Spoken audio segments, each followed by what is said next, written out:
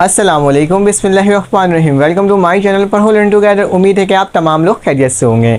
आज हम लोग एक्सरसाइज 21.1 का पार्ट 1 पढ़ने जा रहे हैं, सॉरी 21.2 का पार्ट 1 पढ़ने जा रहे हैं, क्योंकि हमने इससे पहले 21.1 के तमाम क्वेश्चन जो हमारे पास 6-7 क्वेश्चन थे उसे सॉल्व कर लिया था। और आज हम लोग सॉल्व करेंगे 21.2 का पार्ट 1, जिसके अंदर मैं आपको सॉल्व करवाऊंगा resolve the flowing partial fraction. इससे पहले भी हमने पार्शियल फ्रैक्शन ही सॉल्व किया था और अभी भी हमारे पास जो क्वेश्चन नंबर 2 है वो भी पार्शियल फ्रैक्शन का ही सवाल है, जो कि चैप्टर ही हमारे पास पार्शियल फ्रैक्शन है। तो आपको मालूम होगा लास्ट टाइम मैंने पढ़ाया था कि आपके पास जो नीचे डिनोमिनेटर वाली जो टर्म थी वो आपके पास लीनियर इक्वेशंस बनी हुई थी, लीनियर एक्सप्रेशन था, सॉरी लीनियर एक्सप्रेशन में दिया था, मतलब उसकी जो पावर थी वो हमेशा 1 आ रही थी। लेकिन इस दफ़ा क्या है, इस दफ़ा यहाँ पे स्क्वायर दिया हुआ है, तो हम लोग पार्शियल फ्रैक्शन के कंडीशन के तहत सॉल्व कर देंगे, क्योंकि बुक के अंदर मेंशन है डिफरेंट तरह के कंडीशन। तो आज का जो चैप्टर एक्सरसाइज 21.2 है वो केस नंबर 2 से बिलोंग करता है, मतलब कंडीशन नंबर 2 के ऊपर बिलोंग करता है। उससे होकर ये सॉल्व होता है कि अगर आपके पास डिनोमिनेटर में अगर आपके पास पॉलिनोमियल इक्वेशन हो, मतलब आपके पास लीनियर ना हो, उसके अलावा वाली इक्वेशन हो या कोई एक्सप्रेशन हो, तो आप क्या करोगे, जो मेथड आपको मैं सॉल्व करवाए जाऊंगा उसके तहत सॉल्व करोगे। तो चलो आ जाओ। हमारे पास क्या, सबसे पहले मैं क्या लिखूंगा, सोल्यूशन लिखूंगा। क्या लिखूंगा, मैंने सोल्यूशन लिख दिया और सोल्यूशन लिखने के बाद जो सवाल लिखा हुआ है उस सवाल को मैंने क्या करना है, वापसी से रीराइट कर लेना है। तो मैंने x+1 का होल स्क्वायर कर दिया। ठीक है, अब हमें क्योंकि पार्शियल फ्रैक्शन को अप्लाई करना है तो लिख देना applying by applying partial fraction. क्या लिखो, बाय अप्लाइंग पार्शियल फ्रैक्शन, क्योंकि हम लोग पार्शियल फ्रैक्शन का सवाल सॉल्व कर रहे हैं। तो यहाँ लिख देना कि हम पार्शियल फ्रैक्शन के ही क्वेश्चंस को सॉल्व करेंगे। तो मेरे पास क्या आ जाएगा, मेरे पास 4x - 3 और नीचे क्या आ जाएगा, मेरे पास x+1 का होल स्क्वायर।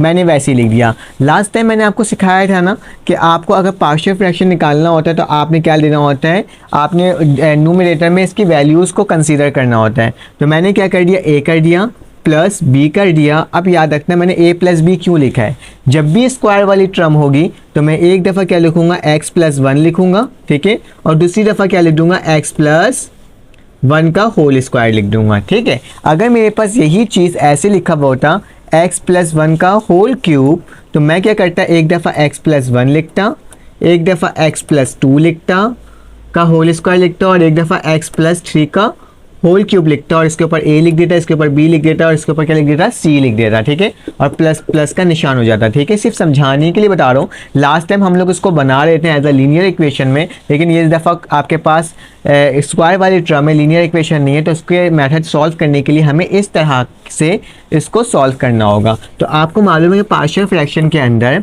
हमारे पास क्या होता है, हमारे पास a और b की वैल्यू को फाइंड आउट करना होता है। ठीक है, तो फाइंड आउट करने के लिए बहुत आसान तरीका क्या होता है, आप इसको इससे मल्टीप्लाई कर दो, आप इसको इससे मल्टीप्लाई कर दो और इन दोनों को एक दूसरे से मल्टीप्लाई कर दो। चलो आओ करके देख लेते हैं। मैंने 4x - 3 वैसे ही लिखा, x+1 को मैंने वैसे ही रहने दिया स्क्वायर, इसको इससे मल्टीप्लाई, इसको इससे मल्टीप्लाई और इन दोनों को एक दूसरे से मल्टीप्लाई, मतलब मैंने एलसीएम ले लिया, x+1 का होल स्क्वायर, ठीक है, प्लस का निशान, b लिखा हुआ है x+1, ठीक है, ये उधर चले गया और ये दोनों एक दूसरे से मल्टीप्लाई हो जाएगा। कैसे, देखो x+1 और यहाँ क्या हो जाएगा, x+1 का होल स्क्वायर। तो मैंने इसी तरह से इसको क्या कर दिया, आपके सामने मेंशन कर दिया। अब क्या करना होगा, आप लोग बोलोगे सर हम लोग तो पिछले वाले सवाल में इस वाली टर्म को कैंसिल आउट कर दे रहे हैं, लेकिन अभी क्यों नहीं कर पा रहे हैं, यहाँ तो कुछ और ही है। अगर हम लोग इसको कैंसिल आउट करेंगे, इसको कैंसिल आउट करेंगे, तो मेरे पास तो ऊपर फिर भी वैल्यूज़ बच जा रही, नीचे मेरे पास एक वैल्यू क्या हो जा रही है, बच जा रही है। तो बहुत आसान तरीका क्या होगा इसको करने का, आप लिखोगे 4x - 3 अपॉन x+1 का होल स्क्वायर। ठीक है, मैंने ये लिख दिया। अब क्या करना होगा, देखो यहाँ पे x+1 लिखा हुआ है, यहाँ पे भी x+1 लिखा हुआ है, क्यों ना हम इसमें से इसको कॉमन ले लें। तो मैं कॉमन ले लेता हूँ, तो x+1 मैंने कॉमन ले लिया। कॉमन लेते हैं तो ब्रैकेट डालते हैं, a लिखूंगा, एक x² से एक स्क्वायर x+1 कट गया, तो मेरे पास क्या बच जाएगा, x+1 बच जाएगा। ठीक है, उसी तरह से प्लस का निशान है तो प्लस प्लस प्लस हो जाएगा, इस x+1 से ये x वाली +1 कट जाएगी, तो मेरे पास क्या बचेगा, सिर्फ और सिर्फ b बचेगा यहाँ पे। ठीक है, उसके बाद नीचे मेरे पास क्या आ जाएगा, नीचे मेरे पास आ जाएगा x+1 और x+1 का होल स्क्वायर। तो x+1 और x+1 का होल स्क्वायर, ठीक है। अब देखो आप सिंपल से कट जाएगा, ये टर्म इससे मल्टीप्लाई हो रही है तो यही टर्म मेरे पास क्या हो गई, कैंसिल आउट हो गई। और x square plus one equal to से पहले और इक्वल टू के बाद सेम है, तो हमने क्या करा, हमने इसको भी कैंसिल आउट कर दिया। ठीक है, यहाँ तक कोई मसले की बात नहीं है ना। तो चलो आ जाओ, मेरे पास क्या बच गया 4x माइनस 3। ठीक है, ये वाली टर्म बच गई, मैंने वैसे ही लिख दिया। इक्वल टू का निशान, यहाँ क्या बचा है मेरे पास a x प्लस 1 और प्लस क्या लिखा हुआ है b। ठीक है, मैंने वैसे ही लिख दिया। ठीक है, अब हमें क्या करना होगा, हमें a और b की वैल्यू को फाइंड आउट करना है ताकि हम इस इक्वेशन में उस वैल्यू को क्या कर सकें, लिख सकें। तो सबसे बड़ा इशू ये होता है कि हम लोग किस तरह से लिखें, क्योंकि आपके पास क्या है, आपके पास ये वाली जो टर्म है, b वाली जो टर्म है वो आपके पास एज आ क्या है, आपके पास मतलब कि इसकी वैल्यू तो हमें फाइंड आउट है ही नहीं। किस तरह से, देखो यहाँ पे अगर कोई वैल्यूज़ दी हुई होती है, जैसे x प्लस 1 है, अगर यहाँ पे कोई वैल्यू दी हुई होती ना तो हम लोग क्या करते हैं, हम लोग b की वैल्यू फाइंड आउट कर देते हैं ताकि क्यों क्या कर सकें, क्योंकि यहाँ पे ऐसा होता था ना लास्ट क्वेश्चन में जो हमने देखा है कि यहाँ पे भी कुछ होता था, x प्लस 1 होता, हम लोग x की वैल्यू ऐसी पुट करें कि b 0 हो जाए तो मेरे पास a की वैल्यू आ जाए, इस तरह से हम लोग सॉल्व करते थे। लेकिन इस दफ़ा इसमें इस तरह की चीज़ें नहीं हैं, तो हमें क्या करना होगा, इसमें कंडीशन ऑफ इक्वेलिटी आपको अप्लाई करना होगा। इक्वेलिटी मतलब जो पहला वाला टर्म वो पहले वाले के बराबर हो जाएगा और आखिरी वाला टर्म मेरे पास आखिरी वाले टर्म के बराबर हो जाएगा। लेकिन उसको सॉल्व करने के लिए सबसे पहले हमें क्या करना होगा, 4x माइनस 3 लिखना होगा। इससे उस देखें एक कंडीशन होती है मेरे पास कि मैं b की वैल्यू तो निकाल सकता हूँ। अगर मैं x की जगह -1 पुट करूँ, अगर मैं x की जगह -1 पुट कर दूंगा तो मेरे पास क्या आएगा, -1 0 हो जाएगा ये पूरी टर्म, और 4x यहाँ पे -1 हो जाएगा। तो 4 माइनस 1 किसके बराबर होता है, -1 के, -4 के, और -3 तो किसके बराबर, -7। तो b मेरे पास -7 आ जाएगा। लेकिन a की वैल्यू निकालने में थोड़ा मसला होगा, तो इसलिए हम लोग सिंपल क्या करेंगे, a को x से मल्टीप्लाई करेंगे तो क्या आ जाएगा, ax आ जाएगा। फिर यही a को +1 से मल्टीप्लाई करेंगे तो मेरे पास क्या आ जाएगा, a आ जाएगा, और प्लस क्या आ जाएगा, b आ जाएगा। यहाँ तक कोई मसले की बात नहीं है ना। अभी मैं क्या कर रहा हूँ, अब इसमें कंडीशन ऑफ इक्वेलिटी हम लोग अप्लाई कर रहे हैं। इक्वेलिटी तो उसकी मदद से क्या होता है कि पहला वाला जो टर्म होगा, x वाला जो टर्म होगा वो x के बराबर हो जाएगा, और जो मेरे पास बाकी टर्म्स हो जाएंगे वो एक दूसरे के बराबर हो जाएंगे। मतलब कि मेरे पास 4x है वो किसके बराबर होगा, ax के, x वाले टर्म x के साथ, और -3 वाली टर्म जो हमारे पास जो बाकी कांस्टेंट टर्म रह गई है उसके साथ ये एक दूसरे के बराबर हो जाएगी। ठीक है, कंडीशन ऑफ इक्वेलिटी जो हमारे पास होती है, तो क्या लिखोगे, कंडीशन ऑफ इक्वेलिटी। इक्वेलिटी में क्या करते हैं हम लोग, दोनों को एक दूसरे के बराबर ले लेते हैं। तो सबसे पहले मैं क्या करता हूँ, 4x को बराबर ले लेता हूँ मैं ax से। ठीक है, 4x को मैंने क्या करा, ax के बराबर ले लिया, तो इससे मेरे पास किसकी वैल्यू आ जाएगी, a की वैल्यू आ जाएगी। कैसे, x से x कटा तो मेरे पास बचा a की वैल्यू मेरे पास क्या आ गई, मेरे पास 4 आ गई। ठीक है, जब मेरे पास a की वैल्यू 4 आ गई तो मैं b की वैल्यू निकाल सकता हूँ। दूसरे कंडीशन के तहत इसको इसके बराबर लिया था, अब -3 को क्या करूँगा, -3 को बराबर ले लूँगा a प्लस b के। ठीक है, तो मुझे मालूम है -3 a की वैल्यू क्या है, मेरे पास 4 है, तो मैंने 4 लिख दिया प्लस b लिख दिया। ठीक है, 4 प्लस में इक्वल टू के बाद आगे क्या हो जाएगा, माइनस में हो जाएगा -4, तो किसके बराबर हो जाएगा, b के। तो -4 -3 किसके बराबर होता है, -7।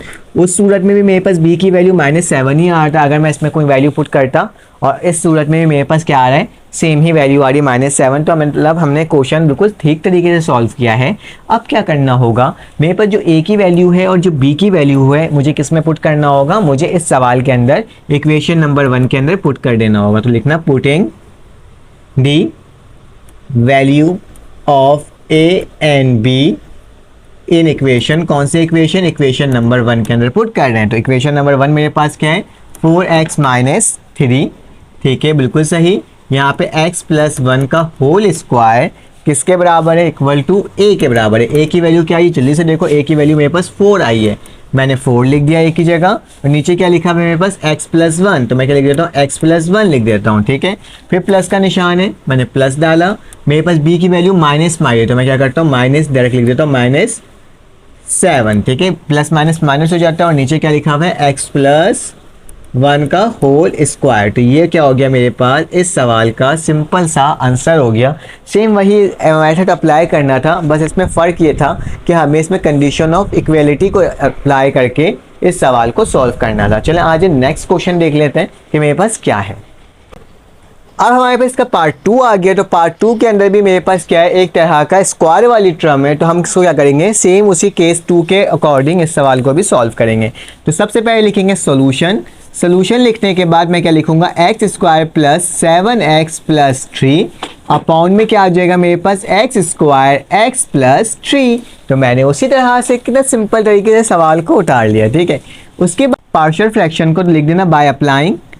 क्या हम करने जा रहे हैं, अप्लाइंग करने जा रहे हैं पार्शियल फ्रैक्शन। तो लिखोगे पार्शियल फ्रैक्शन, और चलो इसको अप्लाई करने का आसान तरीका क्या होगा, बहुत आसान तरीका, आपको तो पता ही है, x square plus 7x plus 3 upon x square x plus 3। मैंने लिख दिया वैसे सवाल।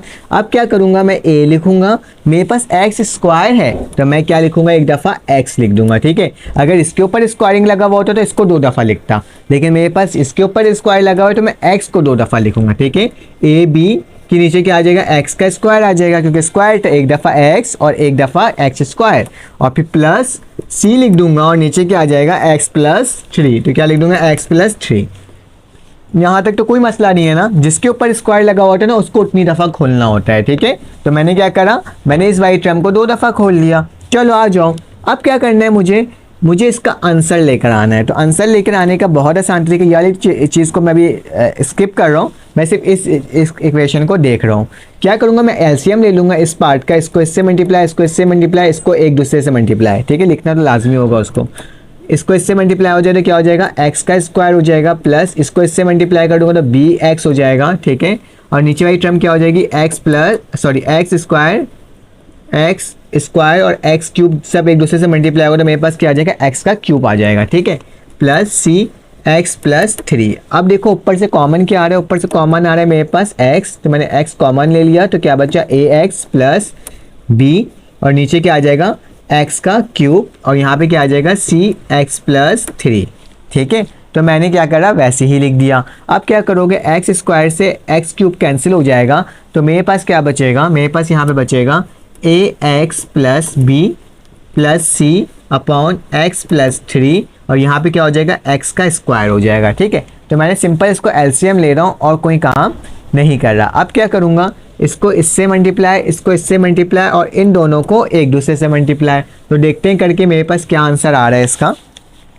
मैं लिखूंगा, उससे पहले ये लिख लेना क्या लिखा रहा था मेरे पास, x square plus 7x plus 3, नीचे क्या आ जाएगा मेरे पास, एक्स स्क्वायर और x प्लस 3। तो x प्लस 3 मैंने वैसे ही लिख दिया। अब चलो इसको इससे मल्टीप्लाई, इसको इससे मल्टीप्लाई, इन दोनों को एक दूसरे से मल्टीप्लाई करो, क्या आएगा, ए एक्स प्लस बी, जो कि मल्टीप्लाई किससे हो रहा है, x प्लस 3 से। सिंपल एलसीएम ले रहा हूँ, पहले 2 का लिया था, अब इसका ले रहा हूँ।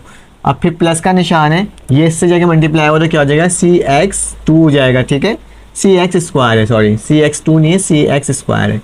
और नीचे क्या आ जाएगा मेरे पास, नीचे मेरे पास आ जाएगा x square plus x plus 3। तो लिखूँगा एक्स स्क्वायर और x प्लस 3। इसको इसलिए कहा था ना पहले 2 को और फिर 2 को, उससे क्या होता है मेरे पास डिनोमिनेटर वाली टर्म क्या हो जाएगी, कैंसिल आउट हो जाएगी। तो मैंने क्या कर दिया, कैंसिल आउट कर दिया। तो चलो आज क्या लिखेंगे, x square plus 7x plus 3 equal to, अब ए एक्स को x से मल्टीप्लाई करो तो क्या आएगा, ए एक्स का स्क्वायर हो जाएगा, फिर यही ए एक्स को 3 से मल्टीप्लाई करो तो मेरे पास क्या हो जाएगा, प्लस 3ax हो जाएगा, ठीक है। अब b को x से मल्टीप्लाई करो क्या लिखाएगा, bx लिखा जाएगा। अब यही b को 3 से मल्टीप्लाई करो तो प्लस 3b हो जाएगा, ठीक है। उसी तरह से मेरे पास क्या है, cx का स्क्वायर, तो मैं क्या लिख दूंगा, cx का स्क्वायर को मैं वैसे ही लिख दूंगा। अब हमें क्या करना होगा, बहुत आसान काम, क्योंकि हमें इक्वलिटी देखना है, एक दूसरे के बराबर लेकर आना है। तो हम लोग स्क्वायर वाली टर्म को स्क्वायर के साथ लिखेंगे, एक्स वाली टर्म को एक्स के साथ लिखेंगे, और विदाउट जो एक्स और वाई के होगा उसको हम अलहदा कर देंगे। किस तरह से, देखो मेरे पास देखो यहाँ पे एक्स स्क्वायर पहले है, फिर 7x है, और फिर नॉर्मल टर्म है। तो हम पहले क्या करेंगे, यहाँ पे एक्स स्क्वायर को लिखेंगे, तो ए एक्स का स्क्वायर, और देखो स्क्वायर वाली टर्म का है, ये रहा ना सी एक्स का स्क्वायर, तो दोनों स्क्वायर वाली टर्म मैंने एक साथ लिख दिया। यहाँ देखो स्क्वायर वाली टर्म, एक्स वाली टर्म कौन से बची है, 3ax और bx, ठीक है। इसके अलावा कोई मेरे पास एक्स वाली टर्म है नहीं। अब बाकी देखो कौन सी टर्म बची है मेरे पास यहाँ पे बच गई है 3b बच गई है, इसे क्या लिख दूंगा, 3 और b लिख दूंगा। इससे क्या होगा मेरे पास ना, इसकी वैल्यूज़ फाइंड आउट हो सकेगी, ठीक है।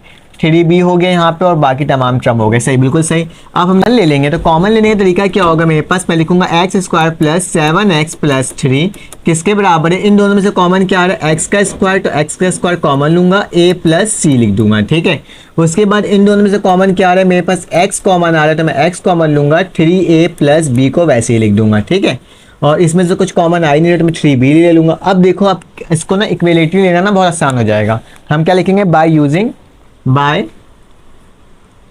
Using equality. ठीक है, हम क्या कर रहे हैं, इक्वेलिटी कंडीशन को अप्लाई कर रहे हैं। किस तरह से, स्क्वायर वाली टर्म स्क्वायर के बराबर हो जाएगी, एक्स वाली टर्म एक्स के बराबर हो जाएगी, और मेरे पास नॉर्मल वाली टर्म के साथ क्या हो जाएगी, बराबर हो जाएगी। किस तरह से, सबसे पहले क्या करो, एक्स स्क्वायर लिखो जो कि बराबर है किसके, मेरे पास स्क्वायर वाली टर्म के, एक्स स्क्वायर और a प्लस सी के। ठीक है, दूसरी टर्म मेरे पास कॉस किसके बराबर है, दूसरी टर्म मेरे पास बराबर है ये 7x बराबर हो जाएगा इसके, तो क्या लिख दूंगा, 7x किसके बराबर हो जाएगा, x 3a प्लस b के। ठीक है, तो मैं इसके बराबर इसको ले सकता हूँ, और आखिरी वाली टर्म किसके बराबर हो जाएगा, इसके बराबर हो जाएगा, तो क्या लिख दूंगा मैं, 3 बराबर हो जाएगा किसके, 3b के। तो इन सब में से, इन तीनों में से कौन सा आंसर निकालना ज़्यादा आसान है, वैल्यू, जाहिर सी बात है b वाली वैल्यू निकालना ज़्यादा आसान है। इससे ये माइनस हुआ तो यहाँ पे क्या आ गया 1, तो मेरे पास b की वैल्यू क्या बच गई, b की वैल्यू मेरे पास 1 आ गई। ठीक है, तो b की वैल्यू जब मेरे पास 1 आ गई तो मैं क्या करूँ कि मेरे पास दूसरी वैल्यू निकल जाए। जी बिल्कुल, मेरे पास a की वैल्यू निकल सकती है, किस सूरत पर, अगर मैं b की वैल्यू को पुट कर दूँ। कैसे, x से x कैंसिल आउट, तो मेरे पास क्या बचा, 7 3a प्लस b, तो मैं 7 लिखूंगा, 3a वैसे लिखूंगा, प्लस b की जगह क्या लिख दूंगा, 1 लिख दूंगा। ये प्लस में यहाँ पे आके क्या हो जाएगा, -7 - 1 इज इक्वल टू 3a। तो 7 में से 1 गया तो मेरे पास क्या बचा, मेरे पास बचा 6 और 3a, 3 इसका मल्टीप्लाई हो रहा है, नीचे जाके डिवाइड हो जाएगा, तो क्या बचेगा 6/3, 3 1 3 3 2 6।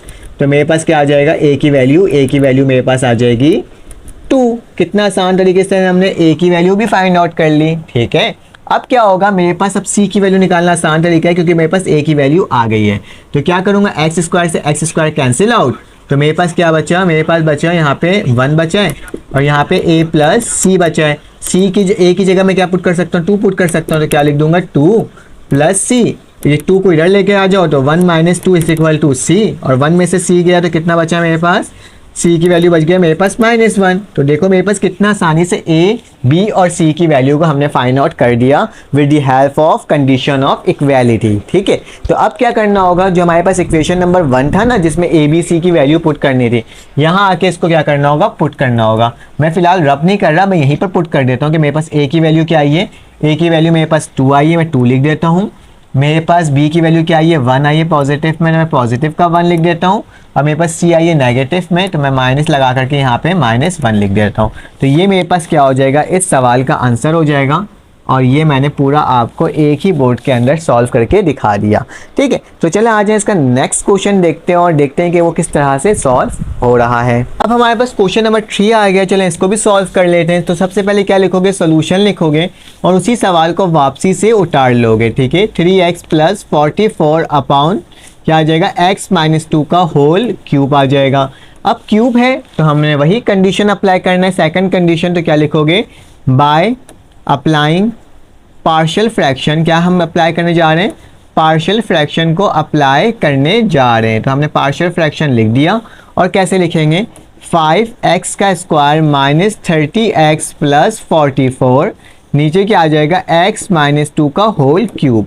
इसको कैसे लिखेंगे, पहले a लिखेंगे और एक दफ़ा लिखेंगे x - 2, फिर हम लिखेंगे प्लस b लिखेंगे और क्या लिखेंगे, x - 2 का होल स्क्वायर, फिर लिखेंगे c x - 2 का होल क्यूब। देखो इस क्यूब था तो 3 दफ़ा लिखा, तो 3 दफ़ा मैंने आपके सामने लिख करके दिखा दिया। ठीक है, अब क्या करना होगा, इसको एक एक करके सबकी वैल्यू को फाइंड आउट करनी होगी। तो सबसे पहले हम क्या करने जाते हैं, हम इसको इससे मल्टीप्लाई, इसको इससे मल्टीप्लाई, इसको एक दूसरे से मल्टीप्लाई करके इसका आंसर लाने की कोशिश करते हैं। कैसे, देखो a कैसे लिखेंगे, हम लिखेंगे a को जब इससे मल्टीप्लाई करेंगे क्या हो जाएगा, x - 2 का होल स्क्वायर, प्लस लिखा, b से जब इसको माइनस करेंगे क्या आ जाएगा, x - 2। ठीक है, और मेरे पास ये दोनों एक दूसरे से मल्टीप्लाई होगा तो क्या हो जाएगा, x माइनस 2 का होल क्यूब हो जाएगा, क्योंकि मेरे पास एक पावर ये एक पावर ये, एक और प्लस 2 किसके बराबर होता है, 3 के बराबर होता है, और c बराबर हो जाएगा x माइनस 2 का होल क्यूब। ठीक है, यहाँ तक कोई इशू नहीं है ना।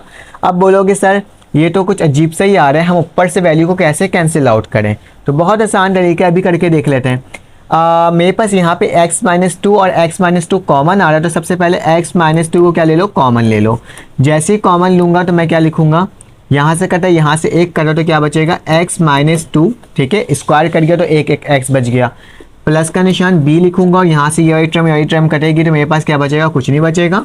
और नीचे क्या आ जाएगा मेरे पास, नीचे मेरे पास आ जाएगा x माइनस 2 का होल क्यूब। ठीक है, प्लस c x माइनस का होल क्यूब। ठीक है, अब देखो यहाँ से एक स्क्वायर और ये वाली टर्म कट गई तो मेरे पास क्या बच गया, मेरे पास बच गया a x minus 2 plus b plus c, नीचे क्या आ जाएगा x माइनस क्यूब आ जाएगा, और यहाँ क्या आ जाएगा मेरे पास x माइनस 2 का ये 3 लिख दे रहा हूँ बार बार, ये 2 है। ठीक है, 2 का क्या हो जाएगा मेरे पास होल स्क्वायर आ जाएगा, क्योंकि एक क्यूब से एक स्क्वायर करके तो होल स्क्वायर हो गया।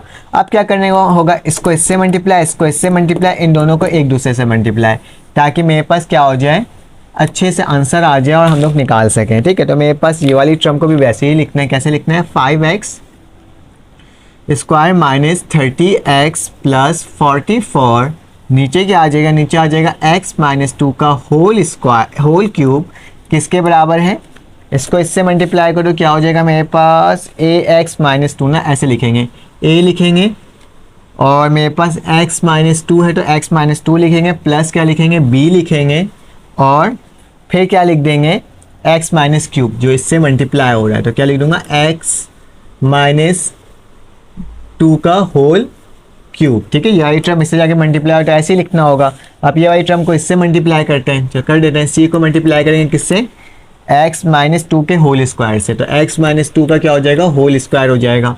और नीचे वाली टर्म में क्या हो जाएगा, जब मुझको इसको इससे मल्टीप्लाई करना तो क्या लिखूंगा, x माइनस 2 का होल स्क्वायर और x माइनस 2 का होल क्यूब। ठीक है, आप बोलोगे सर अभी हमने कॉमन भी ले लिया, सब कुछ कर लिया, लेकिन ये वाली टर्म और ये वाली टर्म तो कट ही नहीं पा रही है। क्यों, क्योंकि मेरे पास तो यहाँ पे क्यूब है और यहाँ पे मेरे पास क्यूब, ये तो कट जाएगी, लेकिन x माइनस 2 का होल स्क्वायर तो कट नहीं रहा है। तो हम लोग एक काम करते हैं, इन तमाम टर्म में से हम लोग x माइनस 2 को क्या ले लेते हैं, x माइनस 2 का होल स्क्वायर को क्या ले लेते हैं, कॉमन ले लेते हैं, ताकि क्या हो सके, हमारे पास इसका आंसर आ जाए। ठीक है, तो क्या करें, इस वाली टर्म से और इस वाली टर्म से जब मेरे पास कॉमन आएगा तो मेरे पास क्या बचेगा, x माइनस 2 का होल स्क्वायर को मैंने कॉमन लिया तो मेरे पास क्या बचा, मेरे पास बचा ax माइनस 2 प्लस b।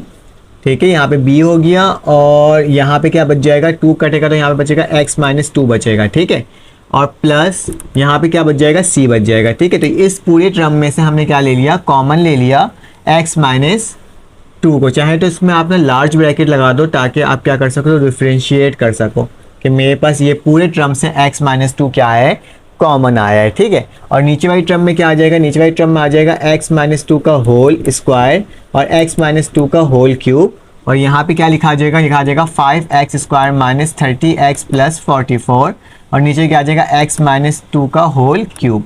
अब देखो वैल्यूज कट जाएंगे कैसे, ये देखो ये वाली टर्म कट गई, ये वाली टर्म और ये वाली टर्म क्या हो गया, कैंसिल आउट हो गया। तो मेरे पास क्या बचा, मेरे पास बचा, लिख लेते हैं क्या लिखा हुआ है, मेरे पास 5x का स्क्वायर माइनस 30x प्लस 44, नीचे क्या आ जाएगा, मेरे पास कुछ नहीं आएगा तो ऐसे ही रह जाएगा ये। ठीक है, इसको थोड़ा सा और छोटा लिख देता हूँ ताकि पूरे उसमें आ जाए, बोर्ड में आ जाए, x square minus 30x plus 44। यहाँ क्या बचा है मेरे पास, ax जो है इसको मल्टीप्लाई कर देता हूँ, कैसे होगा, ax दा ax। ठीक है, प्लस माइनस माइनस a हो जाएगा। ठीक है, प्लस का क्या हो जाएगा, b हो जाएगा। ठीक है, और जो कि मल्टीप्लाई किससे हो रहा है, x माइनस 2 से हो रहा है, और प्लस क्या लिखा हुआ है, c लिखा हुआ है। ठीक है, तो ये पूरी टर्म मैंने आपके सामने शो करके दिखा दिया। अब क्या करूँगा, इस टर्म को भी इससे मल्टीप्लाई कर दूंगा ताकि मेरे पास इक्वेलिटी का कंडीशन लग करके सॉल्व हो जाए। तो क्या करूँगा, ax को x से मल्टीप्लाई करूँगा तो क्या हो जाएगा, ax का स्क्वायर हो जाएगा, फिर यही ax को 2 से मल्टीप्लाई करूँगा तो क्या लिखूँगा, 2ax लिखा जाएगा। ठीक है, माइनस का, फिर माइनस प्लस, फिर माइनस होगा, 2a का क्या हो जाएगा, 2ax हो जाएगा, फिर माइनस माइनस प्लस हो जाएगा, 4a हो जाएगा। ठीक है, ये 4a हो जाएगा सिंपल। उसी तरह से b जब इससे मल्टीप्लाई होगा तो क्या होगा, प्लस बी एक्स हो जाएगा, प्लस माइनस माइनस तो क्या हो जाएगा 2b हो जाएगा और प्लस सी हो जाएगा। ठीक है, तो इस पूरी टर्म को मैंने आपके सामने लिख कर दिखा दिया मल्टीप्लाई करके।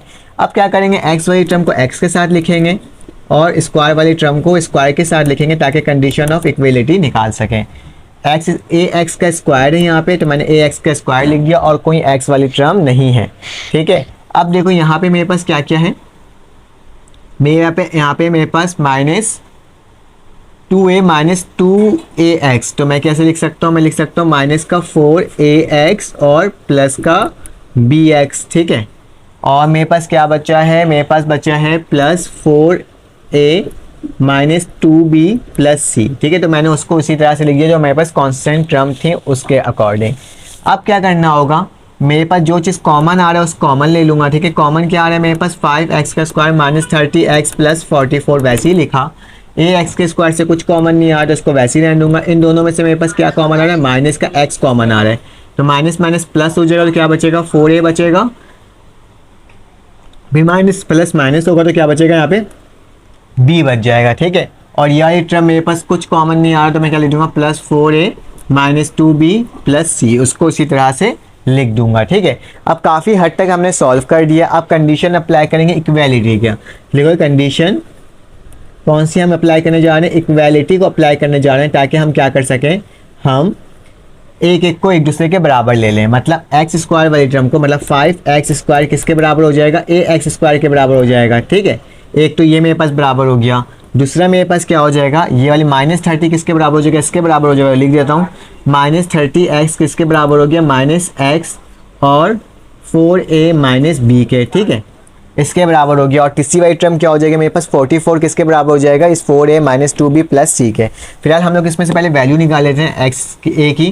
तो ये टर्म कटी तो मेरे पास a की वैल्यू क्या आ गई, 5 आ गई। ठीक है, अब a की वैल्यू 5 आ गई तो मैं इसमें a की वैल्यू को पुट कर दूं तो मेरे पास क्या हो जाएगा, सॉल्व हो जाएगा। माइनस से माइनस कटा, x से x कटा, तो मेरे पास क्या बचा 34 लिखा, a की जगह क्या आ जाएगा मेरे पास 5 आ जाएगा और माइनस किससे होगा, ये b से होगा, तो 30 वैसे ही लिखाएगा। 4 5 से मेरे पास किसके बराबर होता है 20 माइनस बी के। ठीक है, अब मुझे क्या करना है, मुझे इसकी वैल्यू को फाइंड आउट करनी है। तो सिंपल है, 20 है ना, 20 प्लस में यहाँ के क्या हो जाएगा माइनस में, तो 30 में से 4 5 20 माइनस 30 इक्वल टू माइनस का b हो जाएगा। 30 में से 20 गया तो मेरे पास 10 बचा इक्वल टू माइनस का b, तो मतलब b की वैल्यू क्या आ गई, माइनस का 10 आ गई। ठीक है, तो मैंने b की वैल्यू क्या लिख दिया, माइनस का 10 लिख दिया। अब मेरे पास 5 मालूम है a, मुझे मालूम है b माइनस 10, तो क्या मैं थर्ड इक्वेशन में पुट करके इसकी वैल्यू निकाल सकता हूँ कि नहीं निकाल सकता है। मेरे पास थर्ड इक्वेशन क्या है, मेरे पास 44 है। क्या है 44 जो है वो किसके बराबर है, वो बराबर है प्लस 4a माइनस 2b। ठीक है, 44 जो बराबर है वो किसके बराबर है, 44 बराबर है 4a माइनस 2b और प्लस c के। तो मुझे a की वैल्यू भी मालूम है, मुझे b की वैल्यू भी मालूम है, तो मैं इससे क्या कर सकता हूँ, मैं उससे c की वैल्यू निकाल सकता हूँ। तो क्या लिखूंगा 44, 4a की वैल्यू क्या है मेरे पास 5 है, माइनस 2b की वैल्यू क्या है माइनस का 10 है और प्लस c है। ठीक है, तो मैंने उसी तरह से आपके सामने मेंशन करके लिख दिया है। ठीक है, अब क्या करना होगा, हमें सिर्फ सिंपल इसे कैलकुलेट करना होगा और कैलकुलेट करके इसकी वैल्यू को फाइंड आउट करनी होगी। तो हमने क्या लिखना होगा, हमने लिखना होगा इसमें 4 5 से मेरे पास क्या होता है, 4 5 से मेरे पास 20 होता है और माइनस माइनस प्लस हो जाएगा, 2 10 से मेरे पास कितना होता है 20 होता है प्लस c। ठीक है, इस इक्वल टू 44।